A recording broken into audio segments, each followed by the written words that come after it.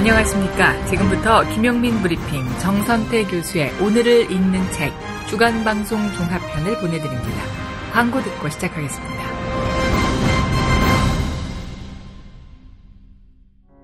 우리가 살아온 우토로 마을에는 태평양 전쟁 당시 군 비행장 건설을 위해 강제 동원된 조선인들의 아픈 역사가 있습니다.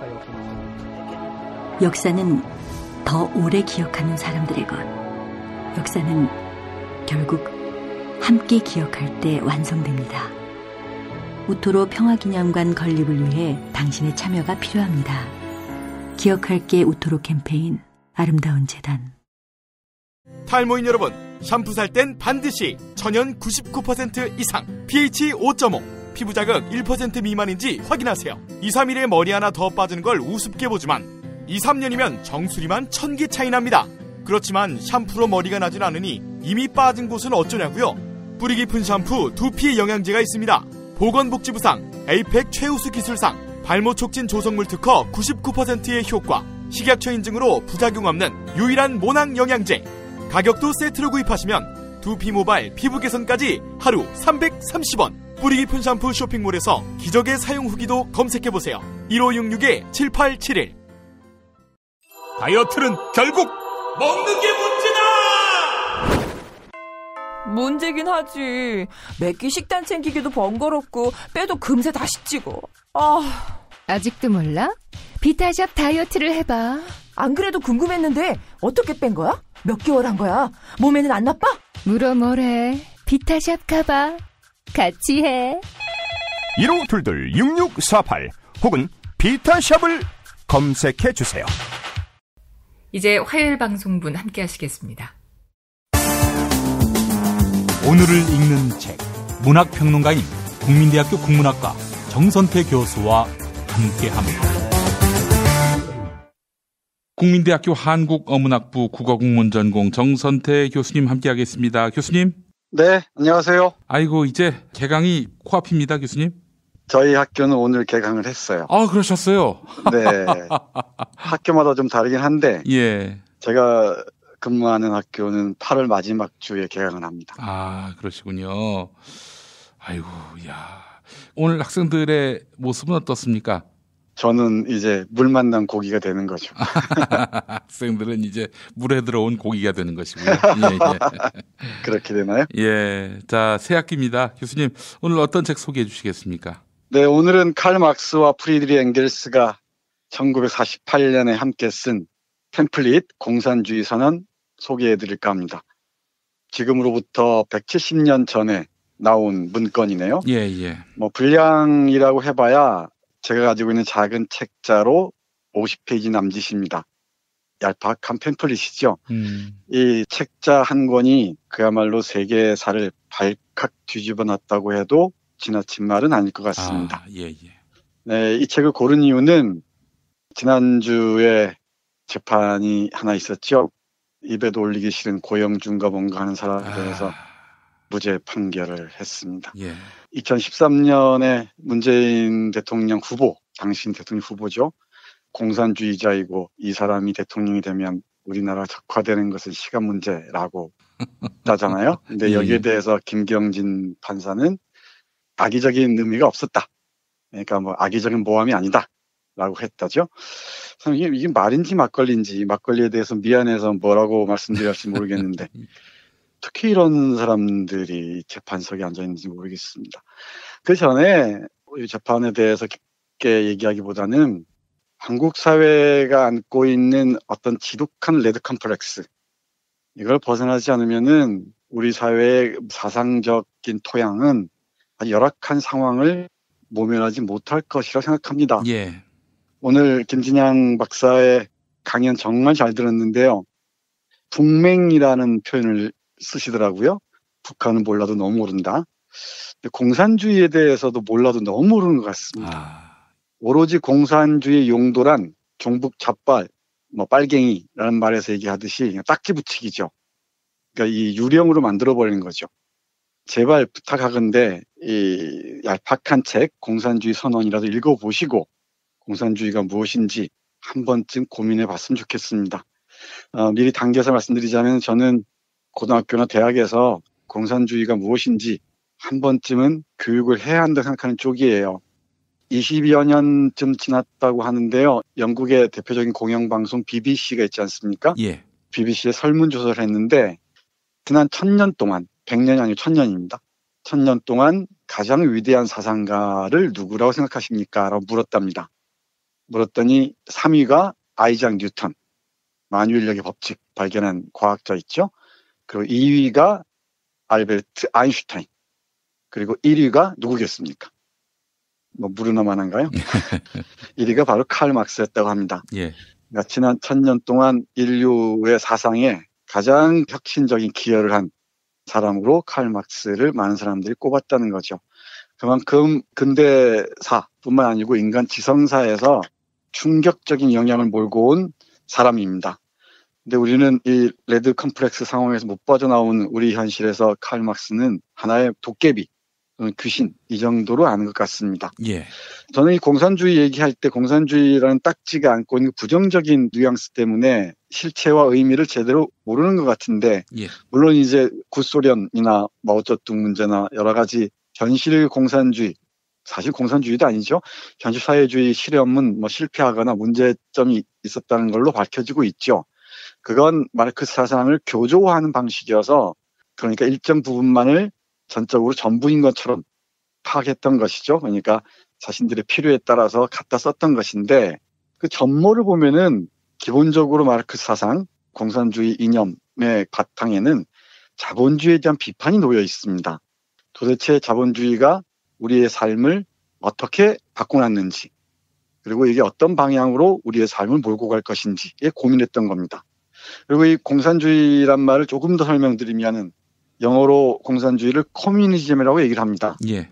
네, 이 커뮤니즘이라는 말 전에 코뮌이라는 단어를 한번 떠올려 보십시오. 꼬뮌. 네, 코뮌 하면은 물론 이제 역사적인 의미로는 파리 코뮌을 얘기하는 경우가 많죠. 예. 공동체를 얘기하는 경우가 많은데 우리 코뮌이 동사로 쓰이면은 친밀하게 이야기하다 또는 무엇과 교감하다 이런 뜻입니다. 그러니까 commune with nature 이러면은 자연과 교감하다 이런 뜻으로 쓰여요. 그래서 커뮤니즘은 원래적 의미는 소수에 의해서 다수를 억압하지 않고 그 사회 공동의 구성원들이 함께 친밀하게 대화를 나누면서 바람직한 방향으로 연대와 협력하면서 살아가는 삶, 그 삶이 가능한 세상을 꿈꾸는 게 공산주의의 원래적 의미인 것 같습니다. 되게 역사에서 많은 실패를 해왔다는 것은 앞에서 말씀드린 바와 같습니다만은 이 공산주의 선언에서 공산주의란 무엇인가에 대해서 한마디로 정리하는데요. 공산주의 사회에 대해서 각자의 자유로운 발전이 모두의 자유로운 발전이 되는 연합체라고 정의를 합니다. 그러니까 각 개인이 자유롭게 발전하는 과정에서 여러 개인들이 함께 모여서 모두의 자유로운 발전이 되는 그 연합체가 바로 공산주의 사회가 꿈꾸는 세상이라는 것이죠. 예. 물론 이게 이상적입니다. 그런데 이 이상적이라고 말하다 보면은 우리 역사를 다시 또 얘기할 수밖에 없는데 저 오랜 신화시대부터 지금까지 이상세계, 유토피아를 꿈꾸었던 사상가들은 아주 많습니다. 동서고구를 막론하고 그런 유토피아의 연장선상에서 공산주의를 볼 수 있을 것 같고요. 예. 이게 현실에서 실현되지 못한다 하더라도 현실이 안고 있는 문제점을 비판함으로써 지금보다 보다 나은 사회로 나아가기 위한 하나의 좌표 역할은 분명히 할 수 있을 것이라고 생각을 합니다. 근데 공산주의 얘기하면은 뭐 사적 소유 설패니 뭐니 이런 얘기를 해서 많은 부분들이 생략되는 경우가 많은데 저는 공산주의 선언이라는 이 책자만 정확하게 읽어봐도 우리 사회가 안고 있는 문제점들을 정확하게 비판하고 있다는 것을 어렵지 않게 이해할 수 있을 것이라고 생각합니다. 이 공산주의 선언은 첫마디로 아주 유명합니다. 이렇게 시작합니다. 하나의 유령이 유럽에 떠돌고 있다. 공산주의의 유령이. 옛 유럽의 모든 세력들이 이 유령을 잡기 위한 성스러운 몰이 사냥을 위해 동맹하였다. 교황과 짜르, 메테르니히와 귀족, 프랑스의 급진파와 독일의 경찰관들이 이렇게 얘기되는데요. 우리 역사의 맥락에서 읽어보면 이렇습니다. 빨갱이라는 유령이 한국 역사를 휘어잡고 있었다. 사회주의라는 유령, 공산주의라는 유령, 빨갱이라는 유령이 모든 세력들이 이 유령을 잡기 위한 성스러운 몰이 사냥을 위해 동맹하였다. 친일파와 분단 세력과 자본가와 결탁한 세력들이 이렇게 바꿔서 읽어도 충분히 의미가 있다고 생각을 합니다. 그래서 공산주의란 말만 들어가고 마르크스란 말만 들어가면은 일단 부정적인 딱지를 붙여버리는 경향이 있는데, 제가 부탁하건대 꼭 읽어보시고 하나하나 의미를 따져보면은 우리 사회의 문제점들을 적확하게 짚어내고 있다는 것을 알 수 있을 겁니다. 그 사례를 한 2가지만 보겠습니다. 앞부분에 이런 얘기가 나옵니다. 먼저 읽어보겠습니다. 부르주아지는 개인의 존엄성을 교환 가치로 해소해버렸으며 문서로 인증되고 정당하게 얻어진 수많은 자유를 단 하나의 인정사정 없는 상업자유로 바꾸어 놓았다. 한마디로 부르주아지는 종교적, 정치적 환상 때문에 은폐되어 있던 착취를 공공연하고 파렴치하며 직접적이고 몸이 건조한 착취로 바꾸어 놓았다. 부르주아지는 이제까지 존경받았던 사람들이 경외하며 바라보았던 모든 직업에서 그 신성한 후광을 벗겨버렸다. 부르주아지는 의사, 법률가, 성직자, 시인, 학자 등을 자신들의 유급 임금 노동자로 바꿔놓았다. 부르주아지는 가족관계에 처져 있던 신금을 울리는 감상적인 장막을 찢어버리고 가족관계를 순전한 화폐관계로 돌려놓았다. 조금 어려워 보이는데요. 부연 설명하면 이렇습니다. 요즘 우리가 의사나 법률가, 성직자, 시인이나 학자들이 자본가들의 임금 노동자가 됐다는 것 어렵지 않게 받아들일 수 있을 겁니다. 의사가 정말 그 의사의 본연에 충실한 사람들도 없진 않겠지만은 대부분들의 화폐의 노예, 돈의 노예가 되었다는 다 아는 바와 같고요. 성직자가 그렇다는 것은 우리 김 PD가 저보다 훨씬 더 잘 아실 줄 압니다. 그리고 법률가가 또 임금 노동자가 됐다는 것, 자본의 노예가 됐다는 것, 우리가 보고 있는 정확한 현실입니다. 그리고 학자들이 얼마나 학자의 양심을 다 내팽개치고 자본의 노예가 됐는지도 부연 설명할 필요가 없을 줄 압니다. 그리고 그 다음 이어지는 가족관계마저도 모두 화폐관계로 돌려놨다는 것. 이게 마르크스의 170년 전 진단이었습니다. 예. 이걸 틀렸다고 얘기할 수 있을까요? 우리가 조금만 우리 사회를 냉정히 바라보면, 냉정하지 않아도 됩니다. 있는 그대로만 바라봐도 170년 전 카를 마르크스의 진단이 잘못이 아니라는 것을 이해할 수 있을 것 같습니다. 이처럼 공산주의 선언에는 문장도 탁월하지만 핵심을 짚어내는 아주 아픈 통찰들이 곳곳에서 빛을 발합니다. 이런 구절 보겠습니다. 프롤레타리아의 노동은 기계장치의 확산과 분업으로 말미암아 모든 자립적 성격을, 따라서 노동자들에게 주는 모든 매력을 상실하였다. 프롤레타리아는 가장 간단하고 가장 단조롭고 가장 깊게 배울 수 있는 손 동작만 요구하는 단순한 기계 부속품이 된다. 그러므로 노동자가 발생시키는 비용은 거의 자신의 유지와 자신의 종족 번식을 위해 그에게 필요한 생활수단으로 제한될 뿐이다. 이 부분은 채플린이 만든 모던 타임스라는 영화를 보면 정확하게 이해할 수 있을 것 같습니다. 노동자들은 단순히 기계장치의 확산과 분업으로 말미암아 모든 자립적 성격을 박탈당해버렸고요. 예. 그리고 노동의 매력들을 다 상실해버렸다는 것입니다. 단순히 자신의 유지와 종족 번식을 위해 필요한 최소한의 임금만을 받는 자신이 상품이 되어버렸다는 것이죠. 우리가 노동자 얘기하면은, 노동자 얘기하면 사람들이 약간 거리를 두는 경향이 있는데, 예. 칼 마르크스가 얘기하듯이 한 줌의 자본가들과 대부분의 노동자들입니다. 1대 99라는 표현을 쓰는데요. 1이 자본가고 99는 노동자입니다. 그게 맞죠. 근데 우리는 대부분이 자본가들의 세뇌에서 헤어나지 못한 채 마치 자본가인 양, 자본가의 입장에서 사고를 펼치는 경우가 아주 많습니다. 노동자로서의 자기 삶을 정확하게 인식하는 게 필요하다는 진단. 이게 마르크스가 처음부터 끝까지 계속 강조하는 바입니다. 한 구절만 더 보겠습니다. 이런 문장들은 밑줄 쫙 그려놓고 외워야 할 것 같은데, 예. 공산주의 사회가 어떤 사회인지 이 책에서는 이렇게 정리합니다. 예. 공산주의 사회에서는 축적된 노동은 노동자들의 생활 과정을 확장하고 풍요롭게 하며 장려하는 수단일 뿐이다. 어떻습니까? 조금 어렵나요?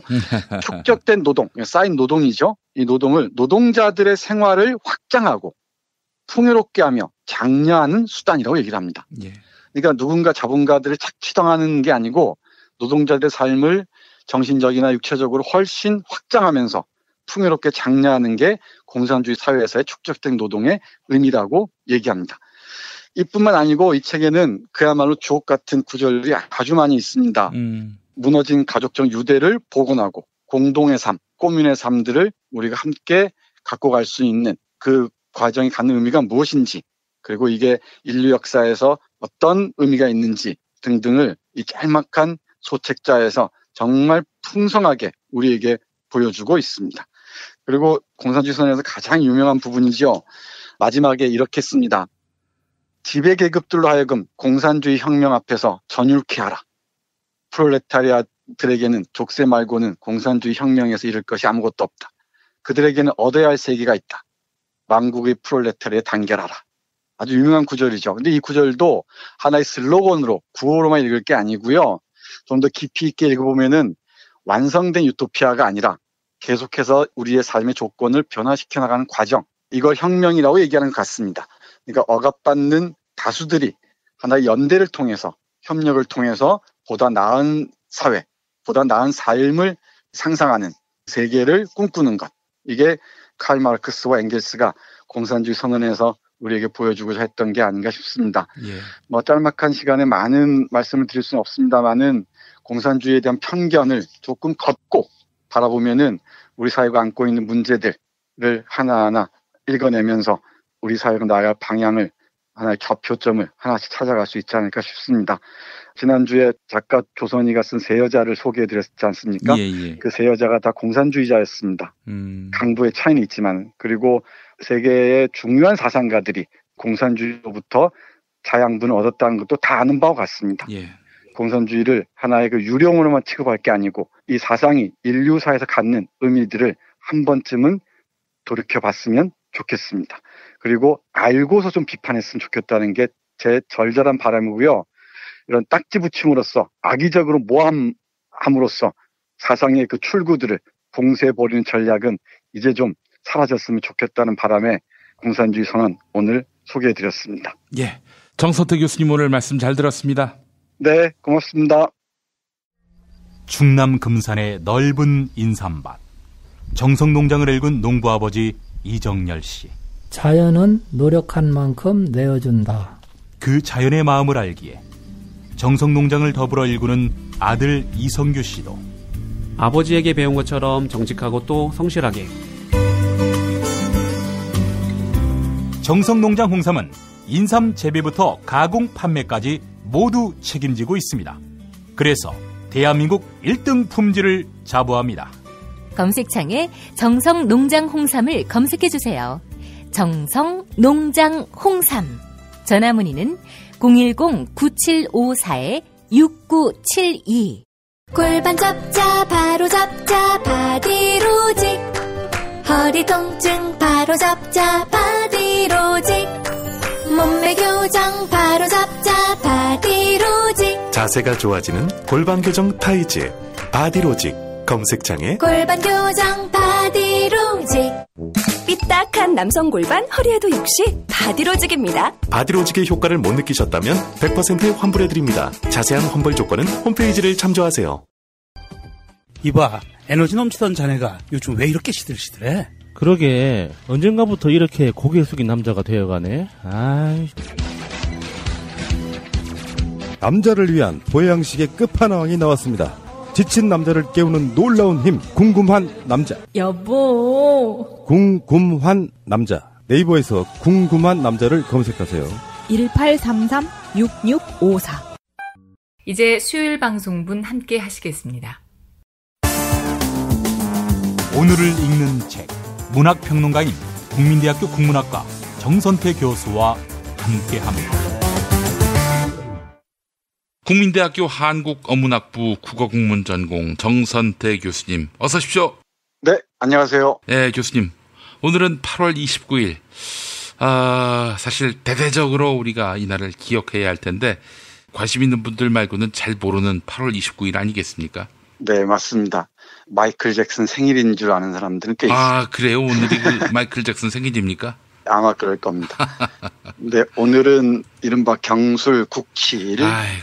1910년 8월 29일 공식적으로 일본 제국의 식민지로 떨어진 날입니다. 8월 22일에 이란 병합조약, 우리는 그 강제 늑약이죠. 이란 병합조약이 통과했고. 아니 사실 저는요 한일 합방이란 말 많이 쓰는데 아니 일본이 한국의 국권을 강제로 탈취하는 건데 어떻게 한일 합방이라고 말하는 건지 그 표현 자체가 일본의 강제 침탈을 합리화한다는 그런 생각도 듭니다. 네, 맞습니다. 그래서 요즘은 강점, 강제병합 뭐 이런 얘기를 많이 쓰죠. 근데 일본 제국주의가 강제로 조선을 병탄한 건 맞지만 또 안에서 내준 자들도 없지 않았어요.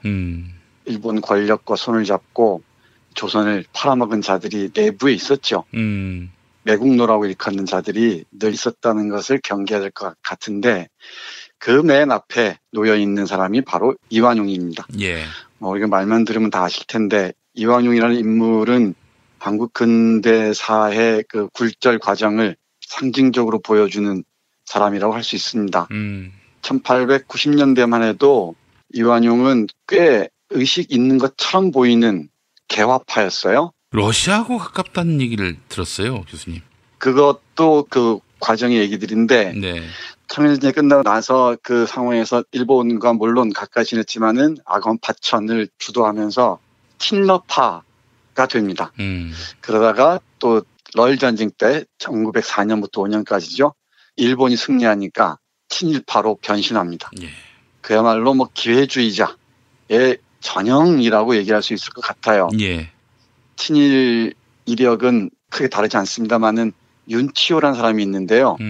이 윤치호라는 사람이 이완용에 대해서 쓴 표현이 있습니다. 잠깐 인용하면 이렇습니다. 나는 이완용을 대단히 싫어한다. 그의 특권의식, 야비한 교활성과 음흉함, 그와 같거나 열등한 사람들에 대해서는 고집스럽고 권세 있는 사람들에게는 굴욕적일 만큼 복종하는 태도, 이 모든 것이 나로 하여금 그에게 편견을 갖게 한다. 이완용은 철저한 기회주의자요, 변절주의자, 아부주의자였다고 할 수 있다. 주지하다시피 이완용은 초창기 독립협회의 의장이었다. 독립협회의 구성원이 대부분 우습지만 일본과 가까운 사람들이 많았지만 말이다. 이렇게 얘기를 합니다. 윤치호가 변절을 언급했다는 점이 놀랍네요. 네, 아이러니죠. 윤치호도 뭐 둘째가라면 서로 할 정도로 아주 골수까지 친일적인 사람이었는데 특히 1930년대 후반 이후에는 그랬죠. 근데 일찌감치 우리 이완용은 일본의 이 나라를 바칠 각오를 다졌던 것 같습니다. 우리가 을사늑약이라고 하는 1905년에 있었던 강제조약이 있죠. 그때도 고종이 거부하는데 앞장서서 도장을 찍었던 사람이 이완용입니다. 을사오적과 함께. 그리고 1909년 기후각서에 서명했던 것도 이완용이 주도했고, 그리고 1910년 8월 22일 우리가 아는 이 강제병합을 합법화하는 문서에 서명을 주도한 것도 이완용이었습니다. 그러니 이완용을 죽이고자 했던 사람들이 얼마나 많겠습니까? 대표적인 사례가 1909년인가요? 이재명 의사가 이완용 암살을 시도했다 실패하죠. 폐를 찔렀는데 실패로 돌아갑니다. 그 이후에도 이완용을 죽여야겠다는 의사들이 아주 많이 등장합니다. 이완용을 쏴라. 이 소설은 그 상황을 배경으로 하는데요. 1925년에 시대일보라는 신문에 이런 짤막한 기사가 하나 실립니다. 압수된 기사인데요. 경기도에 거주하는 이영구가 이완용을 암살하려다 실패하다. 이런 기사가 실려요. 그래서 이영구는 이완용이 조카입니다. 이완용에게 버림받은 조카인데 이영구가 암살에 실패했다라는 짤막한 기사가 실립니다. 여기에서 출발해서 이 소설은 허구적인 인물, 대표적으로 김근옥이라는 사회주의자와 그의 딸 김달래가 이완용을 암살하기 위해서 어떤 일을 펼치는지를 보여줍니다. 그리고 이완용을 지키려는 종로 경찰서 고위 관리인 오태주와 또 그 밑에 있는 조선인 순사 박을문이 등장하고요. 그리고 이 왕서방이라는 가명의 허건이라는 인물과 또 그 당시 식민지 조선시대에 아주 유명한 요정이라고 해야 되나요? 기생집이었던 명월관의 기생, 유화 등등이 쭉 등장해서 1925년의 경성의 풍경뿐만 아니고 어떤 정치적 상황들까지를 잘 보여주는 아주 흥미진진한 소설입니다. 등장하는 인물이 실존 인물들이 많습니다. 대표적인 게 심산 김창숙 선생, 그리고 소파 방정환, 춘원 이광수 이런 사람들이 등장하고요. 그리고 그 당시 서울의 풍경 같은 것들도 이 역사적 사실을 고증에 충실한 것 같습니다. 예. 제가 이 소설을 고른 이유는 이완용을 역사의 상처라고 해서 잊어서는 안 된다는 것입니다. 정확하게 기억해야 되고요. 제가 여러 차례 강조하지만 영광의 기억보다 치욕, 그리고 굴욕의 기억들을 더 우리가 오래 간직할 필요가 있습니다. 부끄러운 기억들을 간직할 때 부끄러움을 반복하지 않을 수가 있죠. 이렇게 나라를 팔아먹고 이 후작이라는 자기를 받습니다. 일본 황실로부터 이 후작으로서 친일파의 그 거두였던 이완용의 삶을 견디지 못한 사람들이 이렇게 들고 일어섰던 것이죠. 다양한 방식으로. 예. 여기 이 책에 기술되어 있는 옥인동에 있는 이완용의 집 그 풍경 잠깐 보겠습니다. 예. 종로에서 경복궁을 지나 북서쪽으로 가면 옥인동이 나온다. 이완용의 집은 옥인동 19번지로 조선시대에는 경복궁의 일부였다고 하는 곳이다. 이곳 주택가에 자리한 그의 저택은 대지 3,000평의 안채, 바깥채, 별채가 다 따로 지어져 있는 고급 주택 중의 고급 주택이었다. 대지가 3,000평의 안채, 바깥채, 별채가 따로 지어져 있는 집이라고 합니다. 전기와 전화가 들어오는 것은 물론이고 높은 담장에 내부가 보이지 않도록 조경된 높은 나무들 때문에 멀리서 봐도 위협감이 느껴졌다. 안채는 조선의 전통식 기와집을 개조해 겉보기에는 기와집이지만 내부는 서양식이나 다를 바 없었다. 바깥째는 서양식으로 지은 2층 집이었다. 이렇게 이완용의 저택을 기술하고 있습니다. 이 저택을 기술한 장면을 단순한 그 장면으로만 보시면 안 되고요. 이게 이완용의 권력의 외적 상징이라고 파악해야 됩니다. 이 나라를 팔아먹은 대가로 조선 총독부의 자문격이었던 충추원의 그 거두 노릇을 하면서 이렇게 어마어마한 집에 살았던 것이죠. 그 이면을 떠올리면 금방 이해할 수 있을 것 같습니다. 그 대가로 조선의 민중들은 정말 피폐한 삶을 살 수밖에 없었던 것이고요. 예. 이런 와중에 많은 애국 지사들 또는 사회주의자들이 이완용을 처단하기 위해서 만방으로 백방으로 노력을 합니다. 그 한 장면을 이 소설은 펼쳐 보이고 있는 거죠. 예. 강원도의 사냥꾼 출신이었던 김달래라는 딸을 둔 사회주의자 김근옥이 이완용을 죽게 하는지는 이 저택의 모습을 기술한 장면에서도 여실하게 알 수 있을 것 같습니다. 그렇다면 다시 조금 구체적으로 보겠습니다. 우리 김근옥이라는 사람이 왜 이완용을 죽여야 한다고 생각하는지 그 부분이 사실 이 소설의 핵심이 될 텐데요. 이완용을 죽이기로 작정하고서 포수인 딸을 저격수로 들이는 거죠. 이완용을 죽인 저격수로 끌어들이면서 아버지와 딸이 나눈 대화입니다. 조금 들어보겠습니다. 예. 만약 내가 순사놈들에게 붙들게 된다면 망설이지 말고 나를 쏘거라. 아버지인 김근옥의 말입니다. 딸이 당황했겠죠? 다시 아버지가 말합니다. 망설이지 말고 나를 쏘란 말이다. 될 수 있으면 머리를, 혹시 불안하다 싶으면 여기 가슴을 확실히 죽을 수 있도록. 달래는 대답하지 않고 눈을 동그랗게 뜨고서 아버지를 쳐다보았다. 역시나 아버지를 쏘라는 말을 쉽게 이해하기 힘든 모양이었다. 순사놈들에게 붙잡히면 나는 악명 높은 종로경찰서 특수고등경찰 취소실로 끌려가게 될 거다. 거기서 끔찍한 고문을 당하게 되겠지. 결국 나는 내가 알고 있는 모든 걸 불게 될 것이다. 내 이름은 물론이고 내가 알고 있는 모든 동지들의 이름, 거기에 놈들이 필요로 하는 애국 지사들의 명단까지 덧붙이게 될지도 모른다. 그러고 나서 사형을 당하게 되겠지. 그렇게 되느니 차라리 내 손에 깔끔하게 죽고 싶구나. 달래는 아버지의 눈을 피했다. 여전히 받아들이기 힘든 모양이었다. 달래야, 내 말 잘 들어라. 독립운동을 하기로 마음먹은 순간 나는 이미 큰 뜻을 위해 죽기로 결심했다. 우리가 태어나는 곳은 택할 수 없지만 죽는 곳은 택할 수 있지. 태어날 때는 아무 의미도 없지만 죽음에는 의미를 가질 수 있단다. 어차피 독립운동이라는 거 나를 버리고 너를 버리고 강원도에 있는 내 어미를 버리고 하는 일이다. 이 목숨 같은 건 조금도 아깝지 않다. 하지만 내가 동지를 파는 꼴은 결국 내가 목숨 걸고 하고자 하는 일과 목숨 둘 다 잃는 꼴이 된단다. 적어도 죽는 순간엔 내 뜻을 지키고 싶구나. 이렇게 얘기합니다. 예. 딸에게 독립을 위해서 모든 걸 바쳤다는 얘기죠. 대신에 동지를 배반할 수는 없다는 거죠. 그러니까 딸에게 혹시 이 일이 탄로가 나거든 자신을 쏘아달라고 얘기합니다. 그러면서 이렇게 덧붙입니다. 언젠가는 해방이 될 것이다. 언젠가는 내가 꿈꾸는 사회주의 세상이 오겠지. 친일 자본가와 지주가 사라지고 민족 노동자와 농민이 주인 되는 세상, 그런 세상이 올 것이다.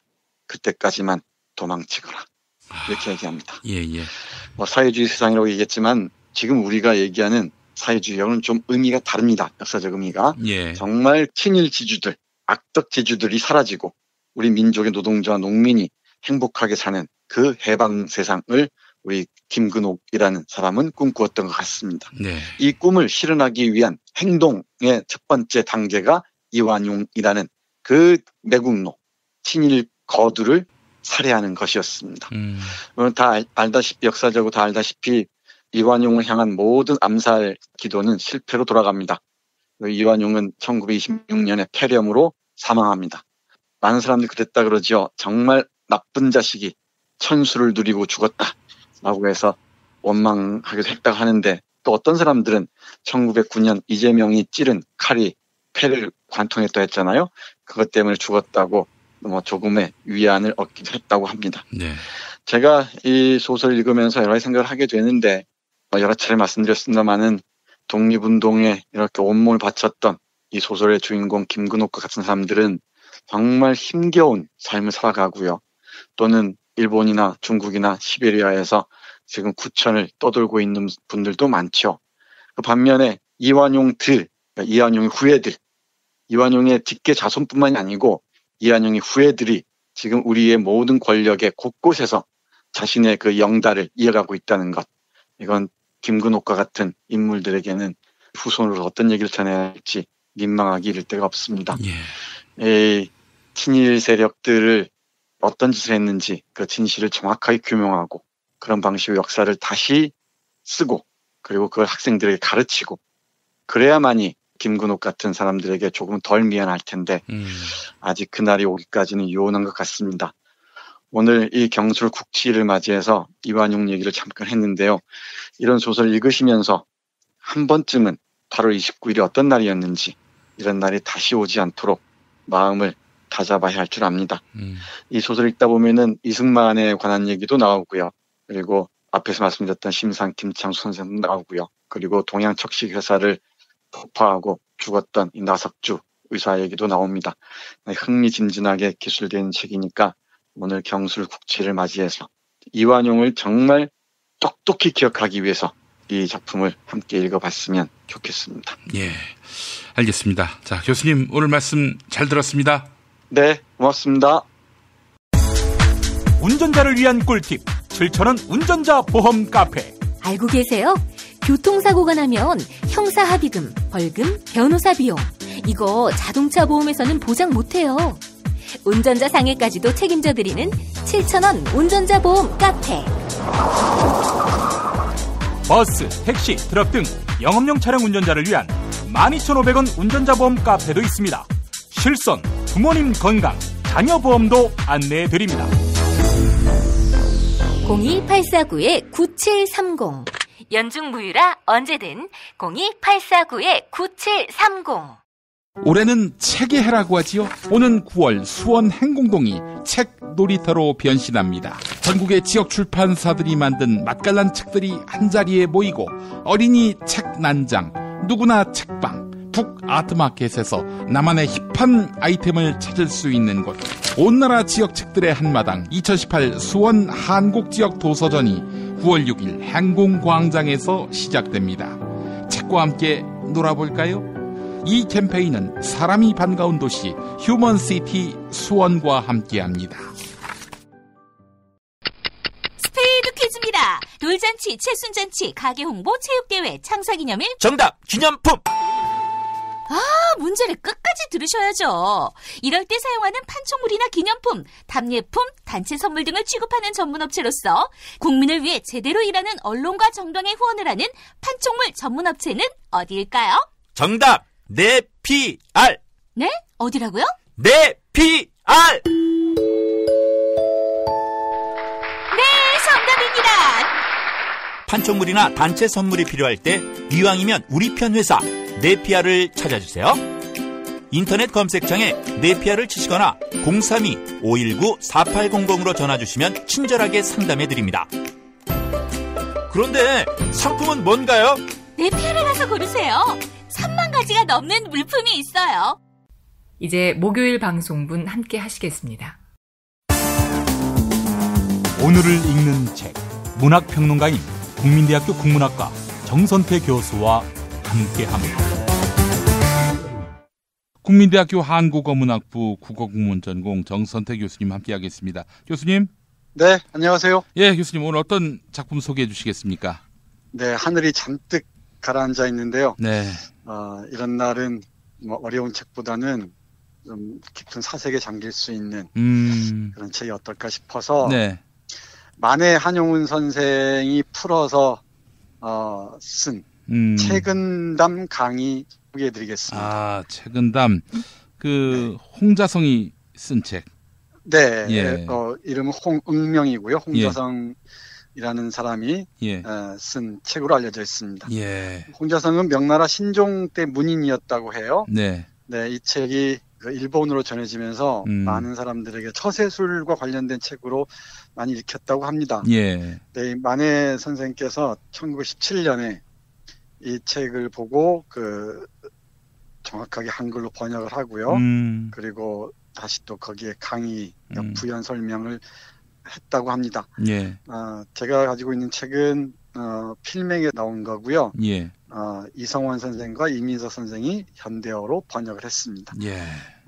이 불교적 사유와 도교적 사유가 어우러져서 인간의 삶에 대한 깊이 있는 통찰을 보여주는 책이라고 할 수 있을 것 같습니다. 예. 근데 어떤 책이든 사람이 처해 있는 상황 그리고 또 맥락에 따라 달라지게 마련이죠. 예. 책은담 같은 책이 대표적인 사례일 텐데 뭐 하나의 처세술 책으로 볼 수도 있겠지만 우리가 처해 있는 맥락에서 다시 읽어보면은 전혀 다른 의미로 다가오기도 합니다. 예. 대략 200여 편에 가까운 잠언 형식의 글들이 실려 있는데요. 예. 제가 오늘 뽑은 몇 가지 글 보면서 우리 현재 맥락에서 이 책은담에 수록된 글들을 어떻게 읽을 수 있을지 생각해 보기로 하겠습니다. 예, 예. 네, 먼저 제가 고른 글은 186번째 글입니다. 예. 우리 흔히 이런 얘기를 하죠. 말하기는 쉽지만 실천하기가 참 어려운 것 중에 하나가 있을 때 잘해 라는 말입니다. 참 어렵습니다. 이연배 기자가 없으니까 왜 이렇게 서운한지 모르겠어요. 있을 때는 귀한 줄 몰랐는데 참 있을 때 잘해야 한다는 생각을 다시 한번 가다듬게 됩니다. 예. 이걸 읽고 좀 설명드리도록 하겠습니다. 예. 병이 걸린 후에 건강의 소중함을 생각하고 난세가 된 후에 태평 시절이 복임을 알면 앞을 내다보는 지혜가 없는 것이다. 행복을 추구하면서 그것이 재앙의 근본임을 알고 삶을 탐하면서 그것이 죽음의 원인임을 깨닫는다면 그것이야말로 뛰어난 식견이다. 네, 이런 글을 읽으면서 여러 가지 생각을 하는데 요즘에 소득주도 성장이나 최저임금 문제를 두고서 저쪽에 이 저항이랄까요? 뭐랄까요? 이게 대단하죠. 조중동을 비롯한 보수 경제 신문들을 앞세워서 예. 대대적인 반동의 물결을 몰고 오고 있는 것 같습니다. 아니 소득 주도 성장, 최저임금 인상 이거에 반대하면서 말이죠.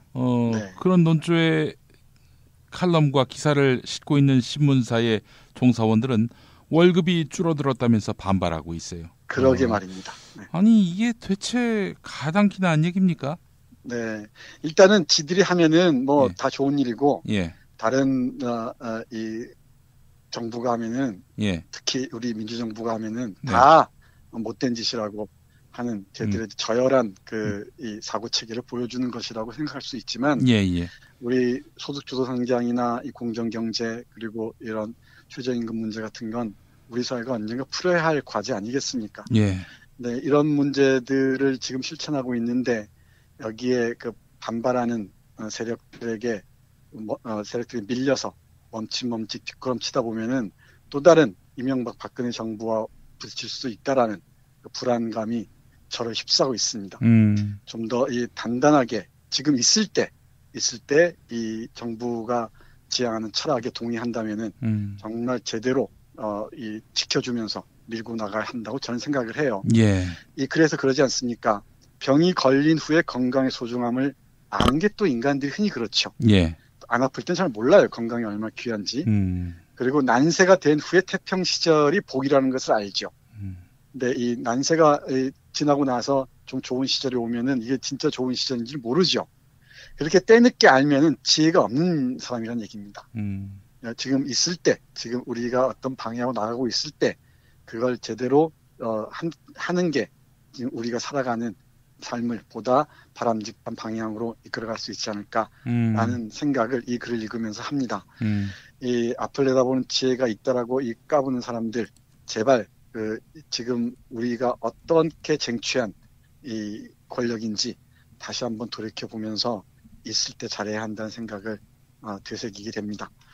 이런 민주정부가 무너졌을 때를 다시 한번 추체험해 보십시오. 예.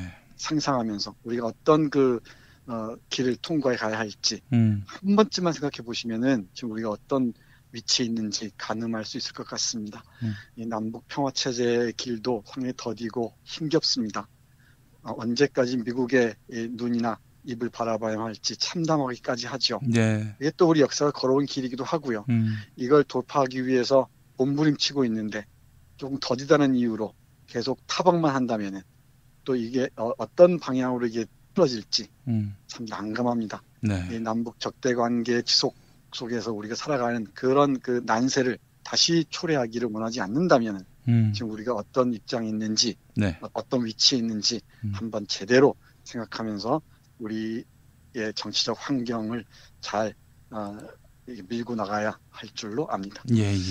네, 이런 글들이 참 많습니다. 그러니까 어떻게 자기가 서 있는 입장에서 바라봐야 되느냐 이런 고민을 하게 해요. 한 편 더 볼까요? 예. 130번째 글입니다. 권력과 부귀가 용처럼 날뛰고 영웅들이 호랑이처럼 싸워도 냉정한 눈으로 보면 파리가 누린내를 찾아 모여들고 개미가 피를 놓고 다투는 것과 같다. 시비를 따지는 일이 벌떼처럼 일어나고 이해 득실이 고슴도치의 털처럼 일어나도 냉정한 감정으로 대하면 풀무가 쇠를 녹이고 뜨거운 물이 눈을 녹이듯 사라져 없어진다. 제가 참 좋아하는 글입니다. 권력과 부귀가 용처럼 날뛰고 영웅들이 호랑이처럼 싸워도 냉정한 눈으로 보면 파리가 누린내를 찾아 모여드는 것과 다르지 않다는 겁니다. 그건 개미가 피를 놓고 다투는 것이나 다름없다는 거죠. 또 시비를 따지는 일이 벌떼처럼 일어나고 이에 득실이 고슴도치의 털처럼 일어나도 냉정한 감정으로 대하면 풀무가 쇠를 녹이고 뜨거운 물이 눈을 녹이듯 사라져 없어진다라고 합니다. 요즘에 작은 이해관계 때문에 많은 사람들이 들고 일어선다고 얘기해야 될까요? 그런 것 같습니다. 네, 조금 양보하면서 큰 흐름, 그러니까 대세를 봤으면 좋겠는데 다 제 생각 같지는 않겠죠. 근데 이 권력을 집행하는 정책을 집행하는 입장에서 보면은 다양한 이해관계들을 조율하기가 쉽지는 않을 줄 압니다. 예. 그럴 때일수록 철학에 입각해서 냉정한 생각으로 밀고 나가면은 풀무가 쇠를 녹이고 뜨거운 물이 눈을 녹이듯 그런 이 앙상한 이해 득실 문제에서 벗어나서 큰 흐름들을 이어갈 수 있지 않을까 그런 생각을 했습니다. 예. 이 글을 읽으면서 말이죠. 예, 예. 네. 어떻습니까? 이쯤 보면은 책은담도 다르게 와닿기도 하죠. 예. 네, 전혀 다른 책으로 와닿을 수 있을 겁니다. 그리고 또 하나 두 번째 실려 있는 글입니다. 제가 좋아하는 글 중에 하나입니다.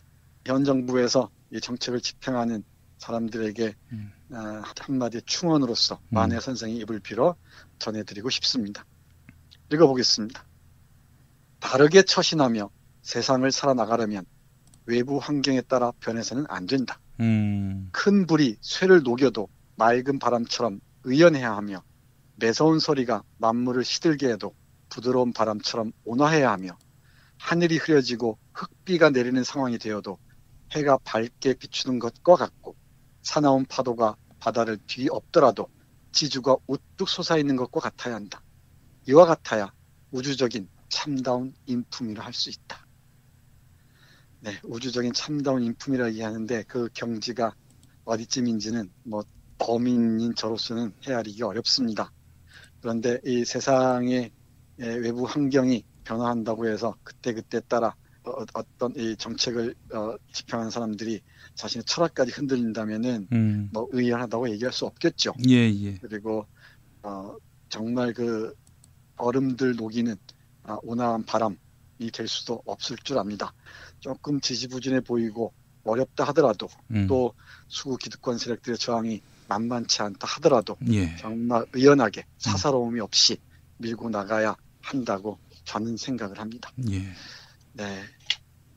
한 편 더 보겠습니다. 5번째 글입니다. 이 고르다 보니까 왠지 모르겠는데 이 정책을 위반하고 실천하는 그 사람들에게 향하는 목소리가 많네요. 뭐 어떻게 해서든지 이간질을 하려는 자들이 없지 않죠. 대단히 많습니다. 뭐 장 실장과 이동연 부총리의 관계를 어떻게든지 갈라놓으려고 하고 균열을 찾아내려고 하는 자들이 적지 않은데 그 생각하면서 조금 보겠습니다. 기상은 높고 넓어야 하나 방만해서는 안 되고 심사는 신중하고 세밀해야 하나 사소한 일에 집착하지 말아야 한다. 취미는 투명하고 단박해야 하나 지나치게 건조하지 말아야 하고 지조를 지키는 것은 엄격하고 확고해야 하나 격렬하지 말아야 한다. 라고 얘기합니다. 이 곱씹을수록 참 깊은 맛이 납니다. 이 채근담이라는 말의 어원이 그렇다고 하네요. 채근이 나물 뿌리라고 합니다. 나물. 야채할 때 채와 뿌리근. 네, 그렇습니다. 채소할 때 채와 뿌리 근자입니다. 예. 그러니까 이 뿌리가 우리 민들레 뿌리나 뭐 우리가 그 봄나물의 뿌리들을 되게 쓰잖아요. 예. 그 쓴데 깊이 씹을수록 뭐 맛이 단맛까지도 우러나죠. 그런 그 나물 뿌리 이야기란 뜻입니다. 그러니까 한눈에 봐서는 잘 안 보이고 깊이 씹다 보면은 그 맛이 우러나는 것 같고요. 그리고 앞에서 말씀드렸듯이 현재 우리의 상황이나 맥락과 겹쳐보면은 훨씬 더 넓은 맛까지도 우리가 맛볼 수 있을 것 같다고 생각합니다. 이 강의록을 쓴 만해 선생의 정신적 상황을 한번 떠올려 보십시오. 나라를 빼앗기고 난 지 7년이 지난 상황. 그러니까 3.1 만세 운동이 있기 2년 전 선방에 앉아서 채근담을 읽으면서 이런저런 생각에 몰두했을 줄 압니다. 하면서 채근담이 전하는 메시지들을 만해 선생 나름대로 독해 보려고 했던 것 같아요. 그 얼음, 그 심경을 생각하면서 100번째 글 읽어보겠습니다. 옛말에 산에 오르려면 험한 길을 견뎌내야 하고 눈을 밟으려면 위험한 다리를 견뎌내야 한다고 했다. 견뎌낸다는 말 하나에 지극히 깊은 뜻이 있다. 험악한 인정과 위험한 세상에서 견뎌낸다는 말 하나를 굳게 지니고 살지 않으면 가시덤불에 걸리고 함정에 빠지지 않을 사람이 얼마나 되겠는가. 네, 김PD를 비롯해서 많은 사람들, 제가 아끼고 사랑하고 존경하는 많은 사람들에게 꼭 전하고 싶은 말입니다. 뭐 저에게도 마찬가지고요.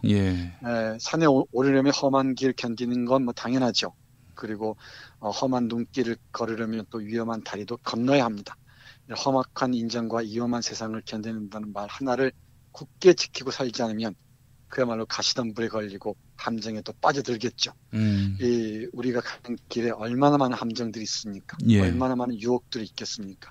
그걸 견딘다는 게 무엇인지 내 안에 내공을 더 깊이 그리고 확고하게 다질 필요가 있지 않을까 싶습니다.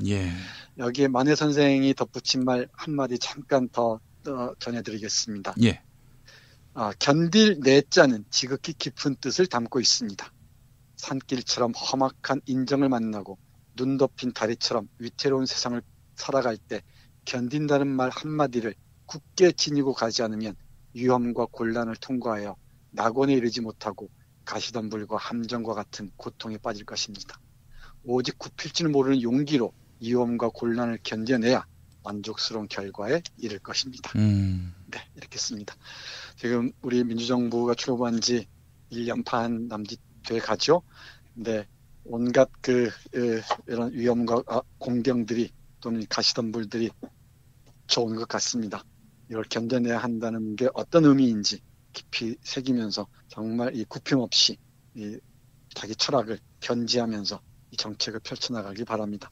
그리고 저들과 싸울 때 정말 내공을 갖추고서 제대로 할 말 하면서 싸웠으면 좋겠습니다. 저는 이 어떤 국회에서 국회의원들이 정부를 호통칠 때 자꾸만 이렇게 움츠리는 모습 보기가 참 싫습니다. 그래요. 네, 우리 이낙연 총리가 얘기하듯이 정말 그 정교한 언어로 그 날카로운 이 언어로 그걸 맞받아칠 수 있는 자신감이 필요하다고 생각합니다. 예. 그럴 때 이 한용운 선생이 강의를 하고 번역한 책임담을 읽으시면은 적지 않은 도움이 되지 않을까 싶어서 오늘 이 책 골랐습니다. 예, 알겠습니다. 자, 정선태 교수님 내공을 키우는 그런 삶을 주문하셨는데 뼛속 깊이 새기도록 하겠습니다. 네, 네, 그래야죠. 네, 교수님 내일 또 뵙겠습니다. 네, 고맙습니다. 소중한 사람들과 마음을 나눌 때 딱 좋은 술이 있습니다. 청정 제주의 화산암과 비바람을 극복한 오가피 뿌리에서 원액을 추출했습니다. 그리고 60일 동안 발효하고 1년간 저온 숙성해 녹고의 눈물을 완성했습니다. 좋은 술은 1% 인간의 노력과 99% 자연의 선물로 만들어집니다. 몸에 좋고 맛도 더욱 좋은 녹고의 눈물을 김용민닷컴이 가장 저렴한 가격에 판매합니다. 영절 선물로도 좋습니다. 녹고의 눈물. 친애하는 영도자 김용민 동지께서는 피로와 무력감에 지친 인민들을 위하여 페루비안 네이처 코리아의 마고 마카를 적극 추천하시었다. 페루의 산삼으로 불리는 마카가 몸에 좋은 건 이미 잘 알려진 사실. 명절 선물로도 핵무기급인 페루비안 네이처 코리아의 마고 마카를 가장 저렴하게 구입하는 방법은 김용민닷컴.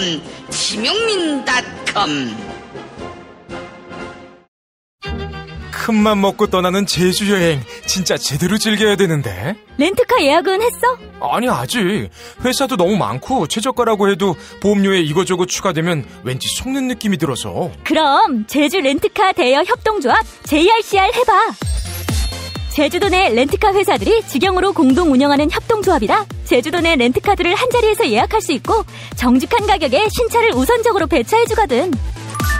맛집에 갈 때도, 호텔에 갈 때도, 바다에 갈 때도 제주 렌트카 대여 협동조합은 늘 당신의 손발이 되어 드립니다. 홈페이지 jrcr.co.kr이나 전화 064-713-2435로 연락주세요. 이제 금요일 방송분 함께 하시겠습니다. 오늘을 읽는 책, 문학평론가인 국민대학교 국문학과 정선태 교수와 함께합니다. 국민대학교 한국어문학부 국어국문전공 정선태 교수님 함께하겠습니다. 교수님. 네, 안녕하세요. 네, 자 이제 저희가 개편을 앞에 두고 있는 상황인데 우리 교수님과는 일주일에 한 번 뵙는 걸로 이렇게 방송 스케줄이 바뀌었습니다. 그래서 저희가 이제 지금은 아직 준비 단계인데 곧 공개 방송, 동영상 방송으로 또 이렇게 업그레이드할 계획을 세워놓고 있는데 앞으로 당분간은 오디오로 일주일에 한 번 정도 뵙는 걸로 이렇게 조정을 하게 됐습니다. 네, 그랬군요. 네, 그래서 이제 교수님의 워낙에 훤칠한 외모, 정우성을 흡사 닮은 듯한 그 마스크도 이제 조만간 보실 수 있는 기회를 저희가 준비하겠습니다. 정우성 씨가 가만히 있을까요? 그분은 워낙 인내심이 많은 분이기 때문에 넘어가실 겁니다.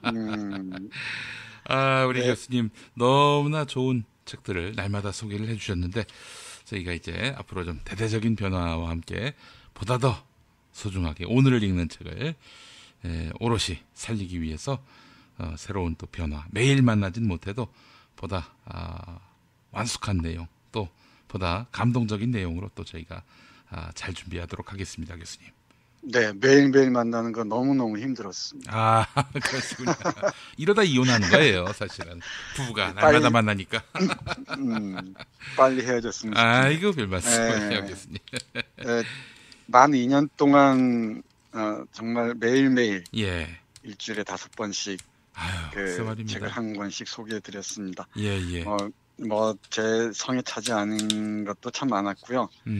그리고 그때그때 의미가 있었던 책들도 조금은 있었다고 생각합니다. 예, 교수님. 매일매일 하다 보니까 모자란 점이 많았을 텐데, 네. 이렇게 들어주신 많은 분들께 감사드리고요. 예. 개편이 되면은 좀 더 집약해서, 예. 집중적으로 여러분께 좋은 책 데려가도록 하겠습니다. 교수님이 저희 프로그램에서 하차하시는 시점은 임종 때입니다. 그렇게 하시기 바라겠습니다. 네, 저도 우리 이완배 기자처럼 한판 대대적인 시위를 해야 될 것 같습니다. 아유, 교수님 말씀을 하십시오. 노조 결성하지 마시고. 예. 네, 해서 오늘은 시가 있는 금요일 마지막 시간이 되어버렸어요. 예. 다음에도 시를 소개해드리긴 할 테지만 그래도 매주 금요일이면은 시집 한 권씩을 찾는 게 제 재미 아닌 재미이기도 했습니다. 오늘은 어떤 시집을 고를까 고민하다가 마침 학교에 출근하는데 대자보가 하나 붙어 있어요. 새로운 평화의 시대, 주한미군 필요 없다라는 제목의 학생 동아리에서 올린 대자보였습니다. 내용인즉슨 구구절들이 다 옳습니다. 이런 새로운 평화의 시대에 이 100여 개의 미군 기지를 우리가 갖고 있을 필요가 있느냐, 그리고 이 미군 기지가 얼마나 많은 환경 오염부터 시작해서 여러 가지 이 비용은 물론이고요. 그리고 정신적으로도 식민 상태에서 벗어나지 못하게 하는 족쇄 같은 역할을 하고 있다라고 쓴 대자보였습니다. 오랜만에 아주 뿌듯했습니다. 누가 썼는지 잘 모르겠습니다만 그런 생각을 하고 있는 학생들, 젊은이들이 있다는 게 저로서는 충분히 의미가 있다고 생각하고요. 저도 그런 학생들의 의견에 동의를 합니다. 해서 오랫동안 분단 문제 때문에 고통스러워했던 그 신동엽 시인의 시집, 그 중에서도 미발표 시집이 제 눈에 띄었습니다. 제목은 꽃같이 그대 쓰러진입니다. 그러니까 미발표 시집은 공식적으로 신문이나 잡지에 발표하지 않고 유고나 이런 형태로 남겨뒀다가 나중에 세상을 떠난 다음에 발표한 시들입니다. 1988년에 나왔네요. 시집 가격은 2,000원입니다. 네, 근데 그 대자보를 쓴 학생들의 마음을 헤아리면서 그리고 이 분단의 시대를 넘어서 새로운 그 평화의 세계로 나아가는 길목에서 신동엽 시를 다시 읽는 것도 의미가 있지 않을까 생각합니다. 그래서 신동엽 이 유고 시집에 실린 2편의 시와 또 제가 우리 여러분들께 꼭 읽어드리고 싶은 시 조국을 아울러서 소개해드리겠습니다. 압록강 이남이라는 시부터 보겠습니다. 폭격으로 쓰러진 집터에선 능구리가 원통이 울었다. 하늘 멀리서 제트기들이 번갯불처럼 지나다니고 어디선가 송장이 썩는다. 낯익은 얼굴들이 무대기로 쓰러져 썩는 냄새가 국화 향기보다 진하다. 다 같이 압록강 이남에서 사는 조선 사람들이었다. 가는 곳마다 산골에서도 평야에서도 도시에서도 마을은 모두 폐허로 화하고 젊은 아들 딸들은 이편으로 저편으로 총들을 얼미고 없어져 버리었다. 가다 살아남은 마을엔 질병과 기아와 상잔의 어두운 설풍만이 배회했다. 평화를 사랑하는 조국, 조선 사람아, 너는 어찌하여 다 같이 조선말을 하는 얼굴 속에서 원수를 찾아내어야 하며 형제와 애인의 인연에 탄약을 쟁겨야만 하느냐. 그리하여 제각기 자기 남편 편이 이겨오기를, 자기 오빠 편이 이겨오기를 얼마나 많은 사람들의 가슴이 빌고 있을 것인가.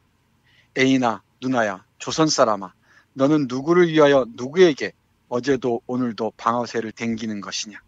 삼천리 강토를 침략하는 자 누구냐. 어느 놈이 조선을 저의 방패로 삼으려 하는 것이냐. 오늘도 폭격으로 쓰러진 집터에선 능구리가 원통이 울었다. 네, 이렇게 씁니다. 아마 50년대 후반쯤에 쓴 시가 아닌가 싶은데요. 여기서 말한 능구리는 눈구렁이를 얘기합니다. 이 폭격으로 쓰러진 집터에서 눈구렁이가 원통이 옵니다. 이 형제와 자매가 서로 총을 겨누는 그런 한반도의 상황을 못 견디게 서러워했던 것 같습니다.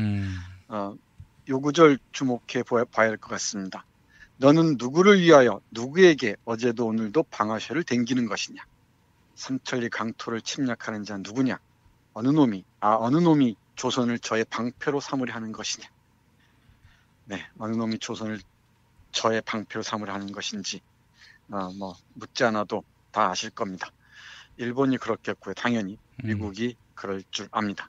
우리 학생들이 대자보에 쓴 대로 미군이 주둔의 현상이 바로 방패의 현상이 아니겠습니까? 예. 네, 이 시가 눈에 띄었고요. 또 한편이 만약 내가 죽게 된다면 이라는 시입니다. 예. 꽤 긴 작품인데요. 그 일부만 여러분께 읽어드리겠습니다. 앞부분에서는 오랫동안 함께 지냈던 하구들, 그리고 동무들, 그리고 이 감옥에서 죽어간 사람들, 이런 사람들 쭉 회상합니다. 그러면서 내가 산 인생이, 역사가 충분히 의미가 있었다고 얘기하면서 후손들에게 전하는 말을 후반부에 실어놨습니다. 그 후반부만 여러분과 함께 읽어보겠습니다. 예. 나는 가련다. 아름다운 처녀지 위에 다유스러이 피어나려던 내 청춘은 노망 등 독재자와 이방 권력에 의하여 무참히 꺾여 버렸다. 초야의 신부처럼 감격에 부풀었던 나의 희망은 어구리도 짓밟혀 버리었다. 자유로운 하늘이여, 자유로운 원시림이여, 공화국기와 태극기가 번갈아 올라가는 죄 없는 나의 고향 아득한 한촌이여. 나는 본 일이 있는, 그리고 비록 나를 못 보았, 다시 할게요. 예. 나는 본 일이 있는, 그리고 비록 나를 못 봤을지언 하나도 아니요, 백도 아니요, 10만도 아니요, 더 많은 그리운 사람들의 마음이요. 나의 발바닥과 손길과 숨결이 스쳐간 나무며 돌이며 벌판이며 아름다운 강산이요. 들으라, 마지막 하는 내 생명의 율동, 지금도 사리우게 재단에서 고열의 포화가 되어 수무족도하는 여름밤의 분화의 때를 보노라. 그러나 들으라, 나의 벗들이요, 먼동 트는 대지요. 내 그대들의 추억을 지니고서 어찌 미련 없이 떠날 수 있겠느냐. 그러나 벗들이여, 나는 똑똑히 보았노라. 산월달이 된 자유의 여신을, 그리하여 탄생될 자유의 여신을 그대들에게 부탁하며 나의 청춘은 어린 사나를 위하여 피가 되려 하노라. 독재 정치의 희생이 된 내 생명은 신성한 평화를 위하여 주춧돌이 되어지리라. 들으라, 잊지 못할 나의 벗들이여, 나를 충노하는 못 벗들이여, 나 대신 그대들의 정열은 갓난 아들 조국에 바치라. 이것만이 내 생명의 율동이 요구하는 벗들에 향하는 마지막 바람이여라. 하는 시입니다. 예. 잘 알려져 있지 않은 귀한 그 신동엽의 작품입니다. 자신의 죽음을 예견하고서 우리 후손들에게, 또 후배들에게, 또 젊은 청춘들에게 자유를 위하여, 그리고 이 갓 태어난 이 조국, 그러니까 50년대, 60년대니까 그렇겠죠. 갓 조국을 위하여 정열을 다하라고 얘기를 합니다. 아직 중립국을 상상하면서 한반도의 평화를 위해서 숨을 거둘 때까지 애썼던 신동엽의 시 사상이 고스란히 보이지 않는가 싶습니다. 마지막으로 다른 신동엽 작품집에 들어있는 작품 조국 여러분께 읽어드리겠습니다. 이 시에서는 꼭 주목할 구절이 있습니다. 먼저 읽어드리면 이렇습니다. 이방인들이 대폭 끌고 와 강산에 임하 금 그어 놓았을 때도 그 벽 핑계 삼아 딴 나라 차렸던 건 우리가 아니다. 요 구절입니다. 예. 그러니까 이방인들이 우리 38선을 그어버렸죠. 그 벽을 핑계 삼아 우리는 딴 나라를 차리고 서로 싸워왔죠. 이제 그 고빗길을 넘으려는 중입니다. 그 시점에서 여러 가지 어려운 점들이 있죠. 미국에서 이리저리 딴지를 걸고 우리 내부에서도 온갖 해코지를 하는 자들이 적지 않습니다. 예. 이 분단 체제에 기생했던 이런 세력들을 넘어서 정말 신동엽이 꿈꾸는, 그러니까 슬기로운 심장과도 같은, 그리고 돌 속 흐르는 맑은 강물과도 같은 그런 한반도를 꿈꾸었던 신동엽을 생각하면서 조국, 시가 있는 금요일 마지막 작품으로 읽어드리겠습니다. 예. 화창한 가을, 코스모스 아스팔트가에 몰려나와 눈먼 깃발 흔든 건 우리가 아니다. 조국아, 우리는 여기 이렇게 금강연변 물을 다듬고 있지 않은가. 실록 피는 5월, 서부 사람들의 은행 소리에 홀려 조국의 이름 들고 진주 코골이 얻으러 다닌 건 우리가 아니다. 조국아, 우리는 여기 이렇게 꿋꿋한 설악처럼 하늘을 보며 누워있지 않은가. 무더운 여름 불쌍한 원주민에게 총 쏘러 간 건 우리가 아니다. 조국아, 우리는 여기 이렇게 쓸쓸한 간이역 신문을 들추며 비통 삼키고 있지 않은가. 그 멀고 어두운 겨울날 이방인들이 대포 끌고 와 강산에 이마 금그어 놓았을 때도 그 벽 핑계 삼아 딴 나라 차렸던 건 우리가 아니다. 조국아, 우리는 꽃피는 남북 평야에서 주림 참으며 말없이 밭을 갈고 있지 않은가. 조국아, 한 번도 우리는 우리의 심장 남의 발톱에 주어본 적 없었나니 슬기로운 심장이여 돌속 흐르는 맑은 강물이여 한 번도 우리는 저 높은 탑 위 왕래하는 아우성 소리에 휩쓸려 본 적 없었나니 껍질은 껍질끼리 싸우다 저리끼리 춤춤이 흘러간다. 비 오는 오후 버스 속서 마주쳤던 서러운 눈동자요. 우리들의 가슴 깊은 자리 흐르고 있는 맑은 강물 조국이여 돌 속의 하늘이여 우리는 역사의 그늘 소리 없이 뜨개질하며 그날을 기다리고 있나니 조국아, 강산의 돌속 쪼개고 흐르는 깊은 강물 조국아, 우리는 임진강변에서도 기다리고 있나니 말없이 총기로 더럽혀진 땅을 빨래질하며 샘물 같은 동방의 눈빛을 키우고 있나니. 네, 하는 제가 대단히 아끼고 좋아하는 신동엽 작품입니다. 많이 알려져 있지 않은 게 조금 아쉽긴 합니다. 1969년 월광문학에 발표했던 조국, 시가 있는 금요일 마지막으로 여러분께 소개해드렸습니다. 신동엽이 그렸던 이 조국이, 이 한반도가 하루빨리 실현되기를 바라면서 오늘 읽는 책 정말 마무리하겠습니다. 예, 교수님. 정말 수고하셨고요. 마무리가 아니라 이제 주 1회로 만나 뵙는 거고 시간은 더 늘어나니까요. 너무 비장하게 하지 마십시오. 임종 때까지 하실 건데 뭐 이렇게 안 볼 것처럼 말씀하십니까? 네, 아무튼 이렇게 매일매일 들어주신 많은 분들께 정말 감사드립니다. 그리고 저도 여러분과 함께 많이 보는 눈이 달라졌고요. 새로운 관점에서 세상을 보게 됐습니다. 감사드립니다. 교수님. 저희는 다음 주 토요일에 뵙도록 하겠습니다. 네, 고맙습니다. 지금까지 김용민 브리핑, 정선태 교수의 오늘을 읽는 책, 주간방송 종합편과 함께 하셨습니다. 정선태 교수의 오늘을 읽는 책은 매일 아침 업데이트되는 김용민 브리핑을 통해 가장 먼저 들으실 수 있습니다. 이상으로 종합편을 모두 마칩니다. 애청해주신 여러분 감사합니다. 김용민 브리핑과 함께한 시간 어떠셨어요? 다음 시간에도 보다 바르고 알차며 즐거운 정보로 여러분을 찾아가겠습니다. 팟캐스트 포털 팟빵에서 다운로드하기, 구독하기, 별점 주기, 댓글 달기로 응원해주세요. 잊지 마세요. 다운로드하기, 구독하기, 별점 주기, 댓글 달기.